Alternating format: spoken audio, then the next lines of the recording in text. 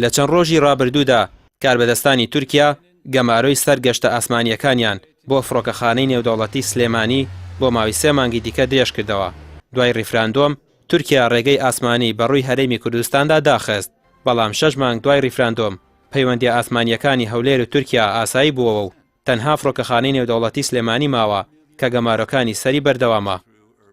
ئەمڕۆ 24 دوانزەی 2018 دەسەڵاتداران تورکیا جارێکی تر گەماروی سەر فڕۆکەخانەی سلێمانیان نوێ کردەوە بۆ 3 مانگی تر تا 24 سی 2019 بەردەوام دەبێت. دەوترێت تازەکردنەوەی گەماروی تورکیا بۆ سەر فڕۆکەخانەی نێودەوڵەتی سلێمانی سیاسیە و پەیوەندی هەیە بەبوونی بنکە و بارگای هێندێک هێزی سیاسی نەیاری تورکیا لە سنووری سلێمانی، گەرچی ماوەیەکیشە دەست بە داخستنی بارگای بەشێک لەو هێزانە کراوە، بەڵام وا دیارە ئەو هەنگاوەش تورکیای ڕازی نەکردووە، هەر بۆیە گەماروی ئاسمانی سەر فڕۆکەخانەی سلێمانی درێژ کراوەتەوە. طبعا تۆ بڵێتونەڵێ دەمە بیانووە گین ئەمە ئەوە نییە قسەی تورکیا ڕاز بێ بیانویەکە و کێشەکە ژەگەڕێت و کێشەیەکی سیاسیە طبعا ئەمەی مزایدەیە و ئێمە لە لیژنەی ناوخۆ هەتا ئێستا توانەوە بوو سەرۆکەکەمان نەماوە، بەڵام ئێستا هەتا ئێستا شتێکی وا لەو بارەیە باس نەکراوە و زۆر جەختیشمان کردێتەوە کە باس کرێ ئێمە وەکو ئەندامەکان.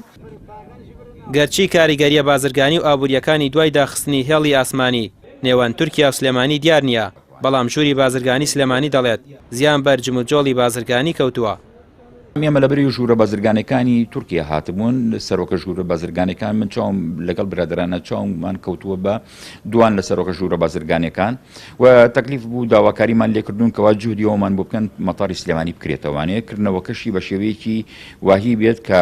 ئاسمانی تورکیا ئازاد کرێت لە ڕووی ئەو فڕۆکانانی کەوا جوڵاکەن لە فڕۆکەخانی سلێمانیەوە بە ئێتیجاهی تورکیا یا هەر شوێنێکی ترکەوا بیانەوێت. دیارە کارگۆی فڕۆکەخانی سلێمانی ئێستا جیاوازی هەیە لەگەڵ کاتەکانی پێشووترا لەبەرەوەیکەوە کۆمەڵی دەوڵەت و بە تایبەتی ئەوەی کەوا ئاسمانی تورکیان بەکارهێناوە ئێستا دەرگاکان هەمووی داخراوە بە ڕێژەیەکی بەرچاو ئەو مەسەلانە بە جوڵی فڕۆکەوانی کەم بۆتەوانی. تا ئێستا هەوڵەکانی حکومەتی هەرێم بۆ ئاساییکردنەوەی گەشتی فڕۆکەوانی نێوان تورکیا و سلێمانی دیار نییە، هۆی بەردەوامی گەمارۆکانیش بە دروستی نازاندرێت، سیاسیە یاخود هۆکاری دیکەی لە پشتا. مانگی ئاداری 2019 کۆتایی بە وادەیە دێت کە تورکیا بۆ نوێکردنەوەی گەماروی سەر فڕۆکەخانەی سلێمانی دیاری کردووە، تا ئێستاش نازاندرێت جارێکی دیکە گەمارۆکانی بۆ سەر فڕۆکەخانەی نێودەوڵەتی سلێمانی درێژ دەکاتەوە یان کۆتایی پێدەهێنێت. ڕامیار عوسمان، کەناڵی ئاسمانی پێام،